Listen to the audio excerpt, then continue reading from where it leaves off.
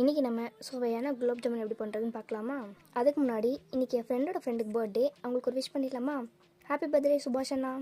Okay, இப்போ நம்ம வீடியோக்குள்ளே போயிடலாம். ஃபஸ்ட்டு நம்ம குலோப் ஜாமுன் மிக்ஸில் கீயும் தண்ணியும் விட்டு நல்லா மிக்ஸ் பண்ணி எடுத்துக்கலாம்.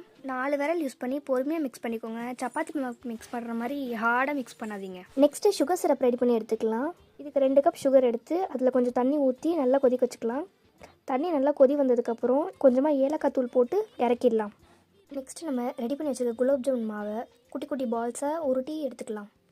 நெக்ஸ்ட்டு உருட்டி வச்சுருக்க பால்ஸை சூடாக இருக்க எண்ணெயில் போட்டு பொரிச்சு எடுத்துக்கலாம். நல்லா ரெட்டிஷ் ப்ரௌன் கலர் வர வரைக்கும் நல்லா பொரிச்சு எடுத்துக்கோங்க. இந்த மாதிரி கலர் வர வரைக்கும் பொரிச்சுக்கோங்க. நெக்ஸ்ட்டு நம்ம ரெடி பண்ணி வச்சுருக்க சுகர் சிரப்பை நம்ம பொரிச்ச பால்ஸ் மேலே அப்படியே சுற்றி ஊற்றிக்கலாம். இப்போ இது நல்லா 1 hour ஊறணும். 1 hour ஊறின அப்புறம் நல்லா புஃப்னு வந்துடும்.